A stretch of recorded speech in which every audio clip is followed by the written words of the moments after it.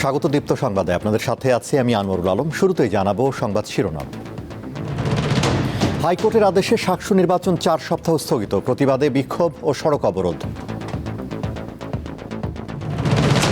জিয়ার জন্মদিনে বিএনপির শ্রদ্ধা, নির্বাচন কমিশনের উপর আস্থা আছে বললেন ফখরুল।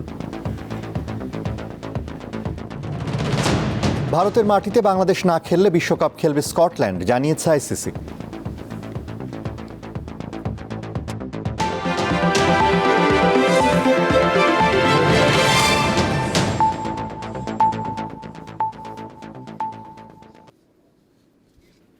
এবারে বিস্তারিত। সিলেটের শাহজালাল বিজ্ঞান ও প্রযুক্তি বিশ্ববিদ্যালয়ের কেন্দ্রীয় ছাত্র সংসদ সাকসু হল সংসদ নির্বাচন 4 সপ্তাহের জন্য স্থগিত করেছে হাইকোর্ট। সাকসু স্বতন্ত্র ভিপি প্রার্থী মমিনুর রশিদ শুভর দায়ের করা রিটের রায়ের পরপরই সাকসু নির্বাচনের দাবিতে শাবিপ্রবির শিক্ষার্থীরা প্রশাসনিক ভবনে তালা দিয়ে বিক্ষোভ করেন এবং সিলেট সুনামগঞ্জ সড়ক অবরোধ করেন। প্রায় 1 ঘন্টা সড়ক অবরোধ থাকায় যান চলাচল বন্ধ হয়ে যায়। শিক্ষার্থীরা নির্ধারিত সময়ে সাকসু নির্বাচন দাবি করে আন্দোলন চালিয়ে যাওয়ার ঘোষণা দেন। এদিকে প্রার্থীরা অভিযোগ করেন ছাত্রদল মব সৃষ্টি করে নির্বাচন বানচাল করছে এবং নির্বাচন স্থগিতের ঘটনায় সরকারকে ব্যর্থ বলে আখ্যা দেন। দীর্ঘ 28 বছর পর মঙ্গলবার সাকসু নির্বাচন হওয়ার কথা ছিল।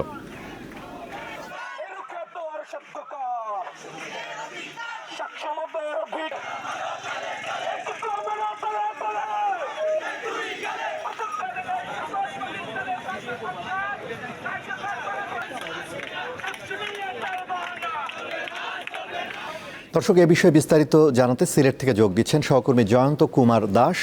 জয়ন্ত, প্রার্থীরা কি বলছেন আর বিশ্ববিদ্যালয়ের সার্বিক পরিস্থিতি আমাদের জানান।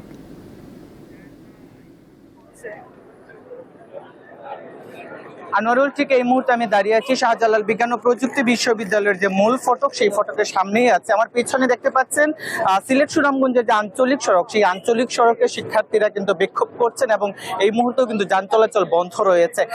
আগামীকাল কিন্তু নির্বাচন কমিশন ঘোষিত যে সাকসু নির্বাচন, সেই সাকসু নির্বাচন অনুষ্ঠিত হওয়ার কথা, কিন্তু এই হঠাৎ করে হাইকোর্ট থেকে যে রায় এসেছে সেটি স্থগিতাদেশের প্রতিবাদী কিন্তু শিক্ষার্থীরা কিন্তু ফুঁসে উঠেছে এবং যারা প্রার্থী সহ শিক্ষার্থীরা কিন্তু প্রতিবাদ করছে। এর আগে জানিয়ে দিতে চাই, বেলা 1:30টার দিকে কিন্তু প্রশাসনিক ভবনে তালা দিয়েছে শিক্ষার্থীরা এবং প্রশাসনিক ভবনে কিন্তু উপাচার্য, উপ উপাচার্য, রেজিস্ট্রার সহ বিভিন্ন কর্মকর্তা কিন্তু এখন পর্যন্ত কিন্তু অবরুদ্ধ রয়েছে এবং শিক্ষার্থীরা কিন্তু তারা বলছেন যতক্ষণ পর্যন্ত স্থগিতাদেশ প্রত্যাহার না করা হচ্ছে, আগামীকাল যতক্ষণ পর্যন্ত নির্বাচন ঘোষণা হবে এমন ইনফরমেশন না আসছে, তারা কিন্তু এই আন্দোলন থেকে সরে যাবেন। এবং আরো আপডেট জানিয়ে দিতে চাই, সেটা হচ্ছে সাকসুর পক্ষের আইনজীবী কিন্তু চেম্বার আদালতে গিয়েছে যাতে এই স্থগিতাদেশকেও স্থগিত করা হয়, যেমন আগামীকাল যাতে উৎসব মুখর পরিবেশে সাকসু নির্বাচন অনুষ্ঠিত হয়, এটি কিন্তু তারা দাবি জানিয়ে যাচ্ছে।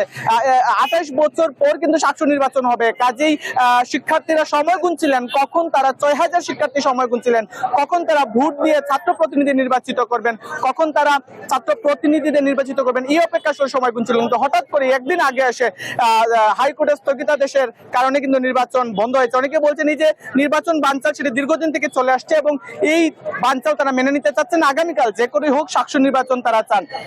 এছাড়াও এই মুহূর্তে আসলে যে আঞ্চলিক সড়ক রয়েছে সুনামগঞ্জ মহাসড়কে, সেই আঞ্চলিক সড়ক কিন্তু এই মুহূর্তে বন্ধ রয়েছে, শিক্ষার্থীরা বিক্ষোভ করছেন। ভিতরেও কিন্তু প্রশাসনিক ভবনের সামনে শিক্ষার্থীরা কিন্তু অবস্থান নিয়েছেন। সবকিছু মিলিয়ে শাহজালাল বিজ্ঞান ও প্রযুক্তি বিশ্ববিদ্যালয় এই মুহূর্তে উত্তাল রয়েছে। শিক্ষার্থীরা কিন্তু দাবি আদায় অনড় রয়েছেন। তারা বলছেন সাকসু নির্বাচন আগামীকালই হতে হবে, আগামীকালই আমরা সাকসু চাই। এই ছিল আমার কাছে শাহজালাল বিজ্ঞান ও প্রযুক্তি বিশ্ববিদ্যালয় থেকে সবশেষ।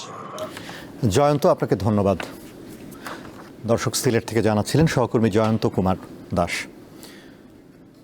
3 দফা দাবিতে দ্বিতীয় দিনের মতো নির্বাচন কমিশনের সামনে অবস্থান কর্মসূচি পালন করছে ছাত্রদল। রাজধানীর আগারগাঁওয়ে বেলা 11টা থেকে নির্বাচন কমিশন ভবনের সামনে অবস্থান কর্মসূচি শুরু করে বিক্ষোভকারীরা। ইসির বিরুদ্ধে পক্ষপাতিত্বের অভিযোগ তুলে তারা বলেন, মবের ভয়ে নির্বাচন কমিশন নিজের সিদ্ধান্ত থেকে সরে আসছে। ইসিকে সাংবিধানিক ক্ষমতা ও নিরপেক্ষতা নিয়ে কাজ করার আহ্বান জানান তারা। দাবি আদায় না হওয়া পর্যন্ত এই কর্মসূচি চালিয়ে যাওয়ার ঘোষণা দিয়েছে ছাত্রদল।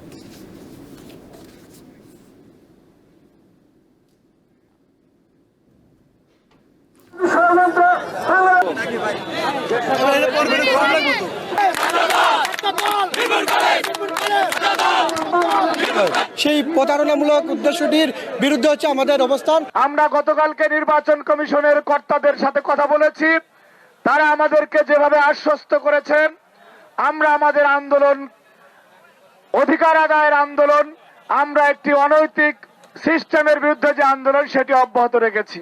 গণভোট প্রচারণার জন্য জেলায় জেলায় যাচ্ছেন উপদেষ্টারা। বৈষম্য, নিপীড়ন ও দুর্নীতি দূর করতে হাঁ ভোট দেওয়ার আহ্বান জানান আসিফ নজরুল। বগুড়ায় আইন উপদেষ্টা বলেন, দলের স্বার্থে গণভোট নয়, দেশের স্বার্থে এই গণভোট। সোমবার দুপুরে বগুড়ায় ভোটারদের আস্থা বৃদ্ধি করা এবং গণভোটের বিষয়ে ভোটারদের সচেতনতা বৃদ্ধি সংক্রান্ত মত বিনিময় সভায় তিনি এসব কথা বলেন। টাঙ্গাইলে ভোট ও গণভোট প্রচার কার্যক্রমে অংশ নিয়েছেন বিদ্যুৎ ও জ্বালানি উপদেষ্টা ফাউজুল কবির খান। তিনি বলেন, গণভোট প্রচারণা শুধু সরকারের নয়, সবার দায়িত্ব এটা প্রচার করা। সংসদ নির্বাচন উপলক্ষে মাননীয় প্রধান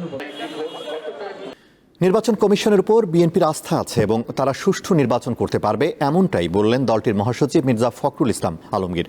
আজ বিএনপির প্রতিষ্ঠাতা জিয়াউর রহমানের ৯০তম জন্মবার্ষিকীতে তার সমাধিতে শ্রদ্ধা শেষে তিনি আরও বলেন, উদার গণতান্ত্রিক বাংলাদেশ গড়তে জিয়াউর রহমান ও খালেদা জিয়ার আদর্শে এগিয়ে যাবে বিএনপি। জিয়াউর রহমান ছিলেন মহান মুক্তিযুদ্ধের সেক্টর কমান্ডার। রণাঙ্গনের এই সাহসী যোদ্ধা পরবর্তীতে হন রাষ্ট্রপতি। তিনি বাংলাদেশ জাতীয়তাবাদী দল বিএনপির প্রতিষ্ঠাতা এবং বহুদলীয় গণতন্ত্রের প্রবর্তক। আজ তার ৯০তম জন্মবার্ষিকী। বেলা ১১টার পর স্থায়ী কমিটির সদস্যদের নিয়ে জিয়াউর রহমানের সমাধিতে শ্রদ্ধা নিবেদন করেন বিএনপি মহাসচিব মির্জা ফখরুল ইসলাম আলমগীর। পরে সাংবাদিকদের সঙ্গে কথা বলেন বিএনপি মহাসচিব, জানান দেশে গণতন্ত্র পুনঃপ্রতিষ্ঠা করাই তাদের লক্ষ্য। উদার গণতান্ত্রিক বাংলাদেশ প্রতিষ্ঠা করবার লক্ষ্যে আমরা আরো দৃঢ়ভাবে শপথ গ্রহণ করি। একটা ধ্বংসপ্রাপ্ত অর্থনীতির বাংলাদেশকে গড়ে তোলার জন্য, গণতন্ত্রকে প্রতিষ্ঠায় রূপ দেওয়ার জন্য আমরা আজকে এখানে শপথ নিয়েছি।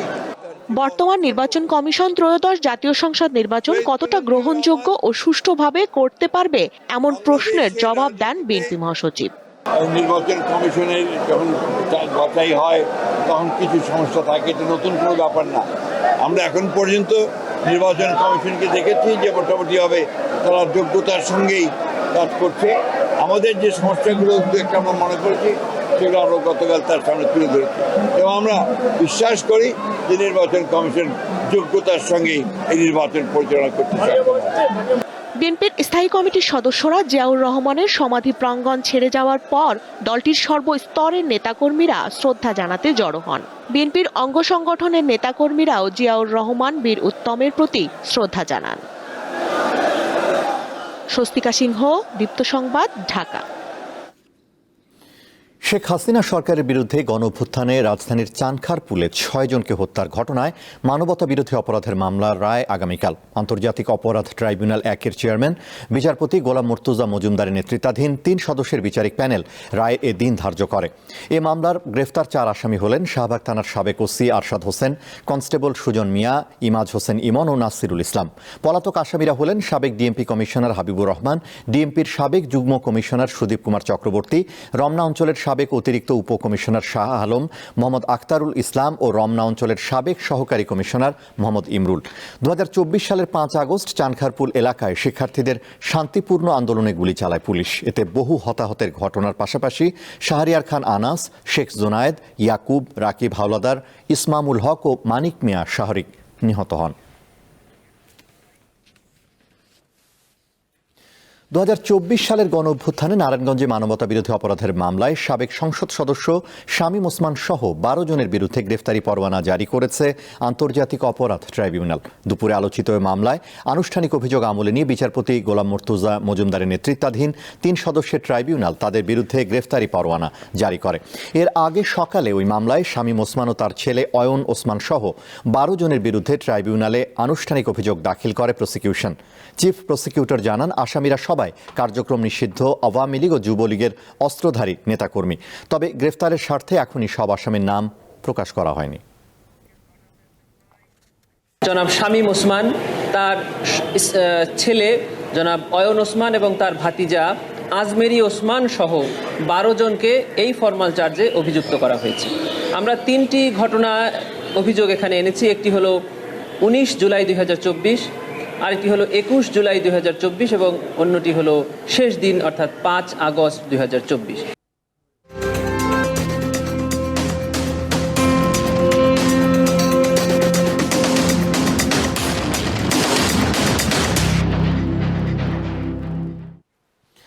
আসন্ন ত্রয়োদশ জাতীয় সংসদ নির্বাচনকে ঘিরে ভোট উৎসবের স্বাদ পেতে চান চট্টগ্রামের নারী ভোটাররা। নিরাপত্তা, যাতায়াত, কর্মসংস্থান, স্বপ্ন কিংবা নারীর ক্ষমতায়ন ও অধিকারের বাস্তবায়ন চান তারা। পাহাড় সমুদ্রের এলাকা চট্টগ্রামে জন্ম নিয়েছেন প্রীতিলতার মতো সাহসী নারী। তবে চট্টগ্রামের সমাজকে নারী বান্ধব হতে দেখা যায়নি। নারীরা তাদের ক্ষমতায়ন, নিরাপত্তা, যাতায়াত, কর্মসংস্থান, স্বপ্ন ও স্বাধীনতা বাস্তবায়নের জন্য সংগ্রাম করছেন নীরবে নিবৃত্তে। তাই বাংলাদেশের নারীদের কাছে নির্বাচন মানে স্বপ্নগুলোকে পরিবেশের সাথে মিলিয়ে নতুন করে সাজানো। আসন্ন নির্বাচন নিয়ে অনেক প্রত্যাশা তাদের। আমি ভোট কেন্দ্রে যাব, সেখানে যাতে আমি ভোটটা দিতে পারি, আমার ভোটটা যাতে আমি দিতে পারি, সেই পরিবেশটাই আসলে আগে দরকার। আমার নতুন সরকারের কাছে একটাই প্রত্যাশা, নারী উদ্যোক্তাদের জন্য আমাদের ক্ষুদ্র লোনগুলো, মাঝারি লোনগুলো যাতে কম সুদে আমরা পাই। চট্টগ্রামে নারী ভোটারের সংখ্যা প্রায় 32 লাখ, যা মোট ভোটারের অর্ধেকের কাছাকাছি। কিন্তু নারী স্বাধীনতা ও নিরাপদ কর্মসংস্থান নিয়ে উদাসীনতা রাষ্ট্রের ভাবমূর্তি নষ্ট করে বলে মনে করছেন অনেকে। যারা গার্মেন্টস শ্রমিক আছেন তারা কিন্তু নিজেদের ভোটটা দিবে, হয়তো বা তারা কিন্তু বায়াস হয়েও দিতে পারে। তারা উৎসবমুখর পরিবেশ চাচ্ছে, নিরাপত্তামূলক পরিবেশ চাচ্ছে, তারা যেন নিজের ভোট নিতে দিতে পারে, সেটা হয়তো আশাবাদী মানুষ হিসাবে আমি সেভাবেই আশা করছি। নারী অধিকার কর্মীদের চাওয়া এবারে নির্বাচন হোক শঙ্কামুক্ত, নতুন সরকার আসুক সমাজের প্রতিটি ক্ষেত্রে নারীর অগ্রযাত্রার বার্তাবাহক হয়ে। কিন্তু নানা আতঙ্কে ভুগতেছে মানুষ, নানা আশঙ্কা করতেছে। সেই জায়গাগুলোতে পরিবেশটা যদি ঠিক না হয়, তাহলে মানে প্রত্যাশা করতে পারি যে পরিবেশটা সুন্দর হোক, সুষ্ঠু হোক, এবং তার ভোট যাওয়ার কেন্দ্র শুধু কেন্দ্র না, সারা পথটা যেখানে ভোট কেন্দ্রে যাবে তার ঘর থেকে সে পথটা যেন তার নিরাপদ থাকে। চট্টগ্রামের নারী ভোটারদের প্রত্যাশা কেবল রাজনৈতিক প্রতিশ্রুতি আর প্রচার নয়, পরিবর্তিত সময়ে নির্বাচন হবে স্বপ্নের মতো নিরাপদ। রুনা আনসারি, দীপ্ত সংবাদ, চট্টগ্রাম। এবারে কেওয়াই স্টিল চট্টগ্রাম সংবাদ।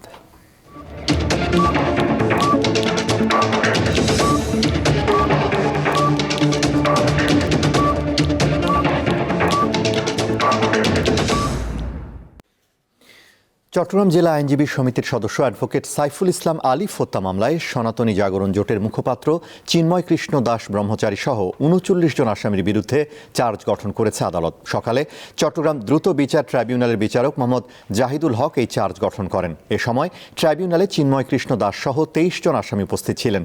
2 ফেব্রুয়ারি পরবর্তী তারিখ ধার্য করা হয়েছে।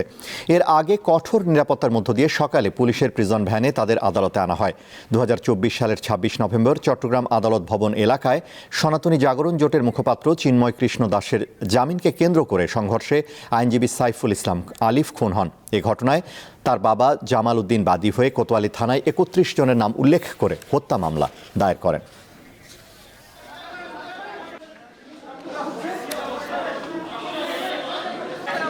দিনাজপুরের পার্বতীপুরে কয়লাভিত্তিক বড়পুকুরিয়া তাপবিদ্যুৎ কেন্দ্রের সব ইউনিটের উৎপাদন বন্ধ হয়ে গেছে। যান্ত্রিক ত্রুটির কারণে 525 মেগাওয়াট ক্ষমতা সম্পন্ন এই কেন্দ্র থেকে জাতীয় গ্রিডে বিদ্যুৎ সরবরাহ পুরোপুরি বন্ধ রয়েছে। তাপবিদ্যুৎ কেন্দ্রের প্রধান প্রকৌশলী সকালে বিষয়টি নিশ্চিত করেন। তিনি বলেন, গত রোববার বেলা 12:15টার দিকে 125 মেগাওয়াট ক্ষমতা সম্পন্ন প্রথম ইউনিটটি বন্ধ হয়। এর আগে 275 মেগাওয়াটের তৃতীয় ইউনিট গত বছরের 1 নভেম্বর এবং 125 মেগাওয়াটের দ্বিতীয় ইউনিট 2020 সালের নভেম্বর থেকে বন্ধ রয়েছে। কর্তৃপক্ষ জানায়, প্রথম ইউনিটের বয়লারের টিউব ফেটে যাওয়ায় উৎপাদন বন্ধ রাখতে হয়েছে। বয়লার ঠান্ডা হলে মেরামত শুরু হবে। যন্ত্রাংশ এলে মেরামত শেষে উৎপাদন শুরু করা সম্ভব।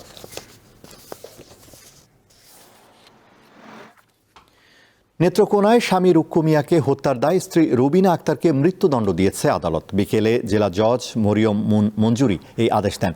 রুক্কু মিয়া 3টি বিয়ে করেন। প্রথম স্ত্রী রুবিনার ঘরে 2টি মেয়ে রয়েছে। অভিযোগ ছিল, স্ত্রী ও সন্তানদের ভরণ পোষণের দায়িত্ব পালন করেননি রুক্কু মিয়া। এ নিয়ে তাদের মধ্যে কলহ চলছিল। 2021 সালের 14 মে রুক্কু মিয়া শ্বশুর বাড়ি বেড়াতে গেলে রাতে ঘুমন্ত অবস্থায় তাকে কুপিয়ে হত্যা করেন রুবিনা।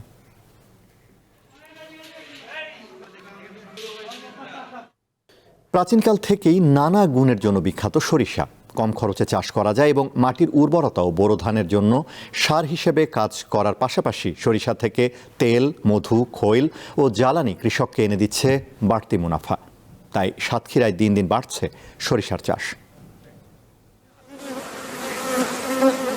দিগন্ত বিস্তৃত মাঠই জানান দিচ্ছে ব্যস্ত সময় পার করছেন মৌচাষিরা। সাতক্ষীরা সদরের আলিপুর, দাঁতভাঙা বিল, কলারোয়া, কালীগঞ্জ, দেবহাটা সহ জেলার বিভিন্ন জায়গার চিত্র একই। সরিষা ক্ষেতে মৌমাছির বাক্স বসানো হয়েছে, এতে সরিষাও খুব ভালো হয়েছে। মধুর নির্দিষ্ট প্রসেসিং করে গ্রেড করা হয়। গত বছরের তুলনায় এবার ২৫০০ হেক্টরের বেশি জমিতে সরিষা আবাদ হয়েছে। জেলায় মৌ বক্স বসানো হয়েছে ৭,১৯০টি, আর প্রতি কেজি মধু বিক্রি হচ্ছে ৪০০ টাকায়। পড়ালেখার পাশাপাশি মোশাররফ ভাইয়ের এখানে এই যে মধুর খামারটা আছে, এখানে কাজ করি। আমাদের উৎপাদিত মধু বাইরে রপ্তানির মাধ্যমে ফরেন মানি আসবে, পরিবেশের ভারসাম্য রক্ষা হবে, ঔষধি গুণসম্পন্ন খাঁটি মধু উৎপাদন হবে। শুধুমাত্র স্বাদের জন্যই নয়, সরিষায় রয়েছে অসাধারণ পুষ্টিগুণ। সরিষা বীজ থেকে শুরু করে তেল পর্যন্ত প্রতিটি জিনিসই বিভিন্ন ধরনের রান্নায় ব্যবহার করা হয়। ডিসেম্বরের প্রথম সপ্তাহ থেকে শুরু করে ফেব্রুয়ারির প্রথম সপ্তাহ পর্যন্ত এই মধুটা আমরা সংগ্রহ করে থাকি। এখানে মধুগুলো সম্পূর্ণটা ভেজাল মুক্ত মধু। বিগত বছর এর আবাদ হয়েছিল ১৭,৫৩১ হেক্টর জমিতে, এবার সেটা বেড়ে দাঁড়িয়েছে ১৮,২৭৫ হেক্টর। জেলায় এবছর ৭০ মেট্রিক টন মধু সংগ্রহ হবে বলে আশা কৃষি সম্প্রসারণ অধিদপ্তরের। সাদিয়া চৌধুরী, দীপ্ত, বার্তাকক্ষ। গ্রামে বসে মিসাইল ও ড্রোন তৈরি করে সাড়া ফেলেছেন নীলফামারীর এক শিক্ষার্থী। ক্ষুদে বিজ্ঞানী দেব সারথী তীর্থ এসএসসি পরীক্ষার্থী। এরই মধ্যে মালয়েশিয়ার ইনোভেশন ওয়ার্ল্ড কাপে স্বর্ণপদক জিতেছেন তীর্থ। একদিন সারা বিশ্বে সুনাম ছড়িয়ে পড়বে এমন প্রত্যাশা স্বজনদের। দেব সারথী তীর্থ, বয়স মাত্র ১৫ বছর, এসএসসি পরীক্ষার্থী। নীলফামারীর এই শিক্ষার্থী এরই মধ্যে এলাকায় ক্ষুদে বিজ্ঞানী হিসেবে পরিচিতি পেয়েছে। সে তৈরি করেছে মাল্টিফাংশনাল অত্যাধুনিক ড্রোন সহ আরও অনেক কিছু। ইনোভেশন ওয়ার্ল্ড কাপ 2026 এখানে অংশগ্রহণ করি এবং ন্যাশনাল পর্যায়ে গোল্ড মেডেল পেয়েছি এবং আমাদের টিম বেস্ট প্রজেক্ট অ্যাওয়ার্ড পেয়েছে। এবং আগামী বছর জানুয়ারিতে অনুষ্ঠিত হতে যাওয়া ইন্টারন্যাশনাল রাউন্ডে আমাদের টিম সেখানে পার্টিসিপেট করতে যাবে।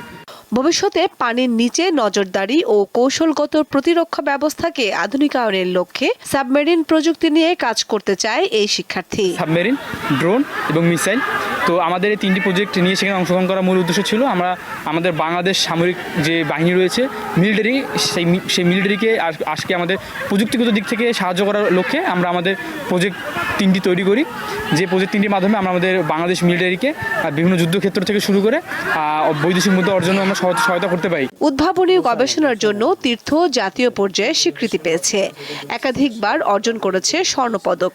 আন্তর্জাতিক প্রতিযোগিতায় অংশ নিতে এবার সে আমন্ত্রণ পেয়েছে ইন্দোনেশিয়ায়। যে কষ্টগুলো আমার পক্ষে আসলে ব্যয় করা সম্ভব না, আমি এই জন্য চাচ্ছি ভালো কোনো প্রতিষ্ঠান এবং ভালো কোনো ব্যক্তিত্ব যাদের অর্থনৈতিক স্বাবলম্বী আছে তারা যদি আমাকে আমার ছেলের প্রতি যদি একটু দৃষ্টি দেয় তাহলে হয়তো সে বাংলাদেশকে ভালোভাবে সে রিপ্রেজেন্ট করতে পারবে। ওকে যদি আবারও আৎসাহিত করা যায় বা আর্থিকভাবে কোনো সহযোগিতা করা যায়, সে আরও ভালোভাবে সামনের দিকে এগিয়ে যেতে পারে, এটা আমরা আশা করি।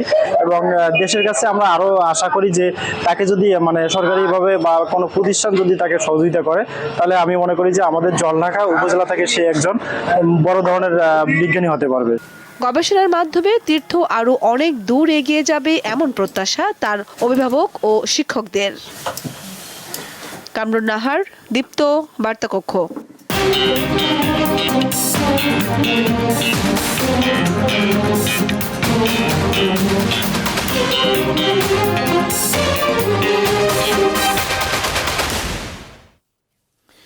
বাংলাদেশ আসন্ন টি-20 বিশ্বকাপে না খেললে তাদের জায়গায় বিশ্বকাপের সুযোগ না পাওয়া দলগুলোর মধ্যে সর্বোচ্চ র্যাঙ্কধারী স্কটল্যান্ডকে নেওয়া হবে, এমনটাই বলছে এএফপি। নিরাপত্তাজনিত কারণে ভারতে খেলবে না জানিয়ে ম্যাচগুলো টুর্নামেন্টের আরেক আয়োজক শ্রীলঙ্কায় সরিয়ে নেওয়ার অনুরোধ করেছিল আইসিসিকে। এই অচল অবস্থা নিয়ে এ সপ্তাহে ঢাকায় আইসিসি কর্মকর্তাদের সঙ্গে বৈঠক করে বিসিবি, তবে কোনো সমাধানে পৌঁছানো যায়নি। বিসিবির এক বিবৃতিতে বলা হয়েছে, আলোচনার সময় বিসিবি আনুষ্ঠানিকভাবে আইসিসির কাছে বাংলাদেশের ম্যাচগুলো শ্রীলঙ্কায় স্থানান্তরের অনুরোধ পুনর্ব্যক্ত ব্যক্ত করেছে। আইসিসি আনুষ্ঠানিকভাবে কোনো মন্তব্য না করলেও ক্রিকেট বিষয়ক ওয়েবসাইট ক্রিকইনফো এবং অন্যান্য ভারতীয় গণমাধ্যম সোমবার জানিয়েছে বিসিবিকে সিদ্ধান্ত জানানোর জন্য বুধবার পর্যন্ত সময়সীমা বেঁধে দেওয়া হয়েছে। তবে আইসিসি সূত্র এএফপিকে জানিয়েছে বাংলাদেশ বিশ্বকাপে না খেললে তাদের জায়গায় বিশ্বকাপে সুযোগ না পাওয়া দলগুলোর মধ্যে সর্বোচ্চ র্যাঙ্কিংধারী স্কটল্যান্ডকে নেওয়া হবে।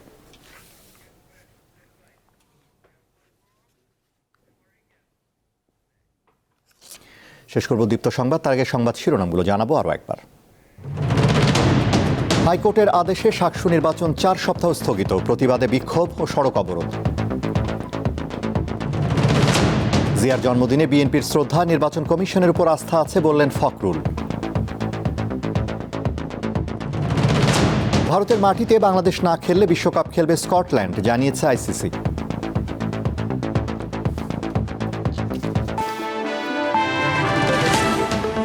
এই ছিল এখনকার মতো। আমাদের পরবর্তী দীপ্ত সংবাদ সন্ধ্যা 6টা 40 মিনিটে দেখার আমন্ত্রণ। এছাড়া আরও তথ্য ও বিনোদনের খবর পেতে যুক্ত থাকুন দীপ্তর ডিজিটাল প্ল্যাটফর্মগুলোতে। ধন্যবাদ।